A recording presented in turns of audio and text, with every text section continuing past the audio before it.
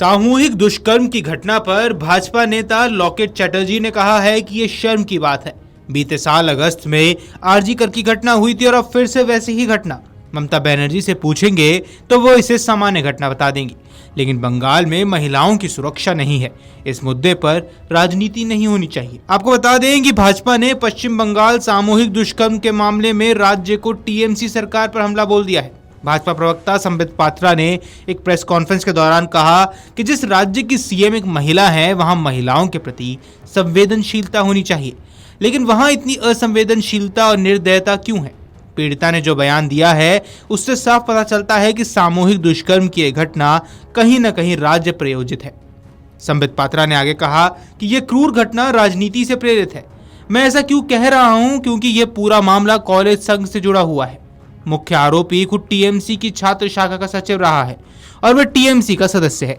भाजपा सांसद ने कहा कि भाजपा अध्यक्ष जेपी नड्डा ने घटना की जांच के लिए एक समिति गठित की है। यह सीमित घटनास्थल पर जाएगी और जांच करेगी। इस समिति के सदस्यों में पूर्व केंद्रीय मंत्री सतपाल सिंह, मीनाक्षी लेखी और सांसद बिप्लब देव और मनन मिश्रा शामिल है। समिति जल्द ही जांच के बाद अपनी रिपोर्ट भाजपा अध्यक्ष को सौंपेगी। के दिन कलकत्ता के कस्बा लॉ कॉलेज में जिस प्रकार का एक जघन्य गैंग रेप का केस हुआ है, लगभग 24-25 वर्षीय हमारी बहन एक छात्री, उसके साथ जिस प्रकार का गैंग रेप हुआ है, उसको लेकर आज पूरे भारतवर्ष में, पूरे हिंदुस्तान में एक दुख का माहौल है, अचरज का माहौल है कि आखिर बंगाल किस तरफ बढ़ रहा है। रह रह के बंगाल से इस प्रकार की रेप की घटनाएं, चाहे वो आरजी कार का विषय हो, चाहे आज कस्बा लॉ कॉलेज का विषय हो, रह रह के उस प्रदेश से जहां एक महिला मुख्यमंत्री है, महिलाओं के प्रति संवेदनशीलता होनी चाहिए, वहां इस प्रकार की संवेदनहीनता, इस प्रकार की ब्रुटैलिटी आखिर क्यों है? अगर कस्बा लॉ कॉलेज के रेप केस को देखा जाए और पीड़िता ने, विक्टिम ने खुद स्टेटमेंट जारी किया है, लिखित स्टेटमेंट, वह स्टेटमेंट भी मैं लेके आया हूं, उसके भी कुछ पोर्शंस आपके पास रखूंगा। उसको ध्यान से पढ़ा जाए तो एक बात स्पष्ट होता है कि यह पूरा रेप का जो गैंग रेप का जो कुचक्र हुआ है, ये कहीं ना कहीं स्टेट स्पॉन्सर्ड ब्रूटैलिटी है, एक राजनैतिक दृष्टिकोण से प्रेरित जघन्य क्रूरता है।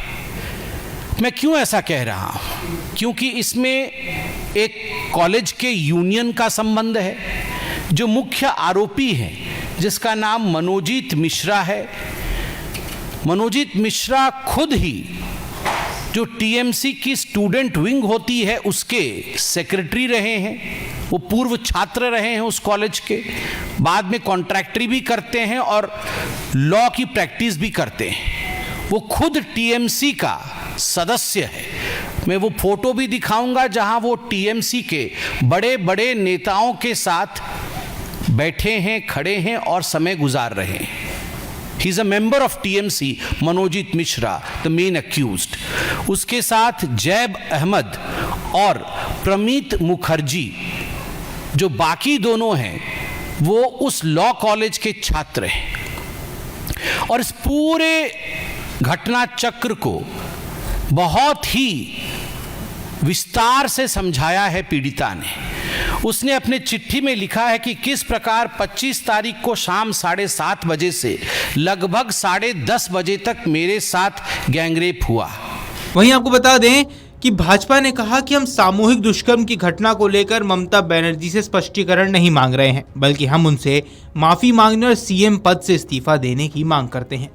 साथ ही कहा कि पीड़िता को हॉकी से पीटा गया।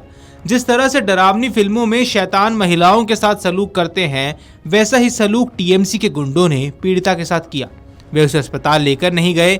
टीएमसी का नेता मनोजीत मिश्रा इसमें मुख्य आरोपी है। उसे अभिषेक बनर्जी, मंत्री चंद्रिमा भट्टाचार्य के साथ भी देखा गया है। पार्टी के सांसद कल्याण बनर्जी ने कहा है कि अगर कोई छात्र सहपाठी से दुष्कर्म करता है तो उसमें हम क्या ही कर सकते हैं। वहीं भाजपा नेता बंगाल विधानसभा में नेता विपक्ष शुवेंदु अधिकारी ने कहा कि राज्य में राष्ट्रपति शासन लगाया जाना चाहिए और सेना अर्धसैनिक बलों की तैनाती भी की जानी चाहिए। अधिकारी ने कहा कि टीएमसी दुष्कर्मियों, भ्रष्टाचारी और देश विरोधियों की पार्टी है। उन्होंने कहा कि ममता बनर्जी की सरकार में महिलाएं और बच्चियां सुरक्षित नहीं हैं। यह पिछले 14 वर्षों से हो रहा है। अब बंगाल के लोगों के सामने आना चाहिए। जो अराजकता का माहौल है और हिंदुओं को वोट देने से रोका जा रहा है, जब तक ममता बनर्जी को सत्ता से बाहर नहीं किया जाएगा तब तक ऐसा ही होता रहेगा। वहीं भाजपा विधायक अग्निमित्रा पाल ने कहा कि आरोपियों के खिलाफ मामूली धाराएं लगाई गई हैं और जब लोग इसके बारे में भूल जाएंगे तो उन्हें रिहा कर दिया जाएगा। यही हो रहा है। इस मामले में अच्छा ये हुआ कि पीड़िता की हत्या नहीं हुई। जब दुष्कर्म हुआ उस वक्त कॉलेज प्रशासन क्या कर रहा था, सुरक्षा के क्या इंतजाम थे, ममता बनर्जी को इसका जवाब देना चाहिए। वीडियो डेस्क अमरउजाला.com। अगर आप ये वीडियो YouTube पर देख रहे हैं तो हमारे चैनल को सब्सक्राइब कर बेल आइकन दबाएं और Facebook पर देख रहे हैं तो हमारे पेज को लाइक करें।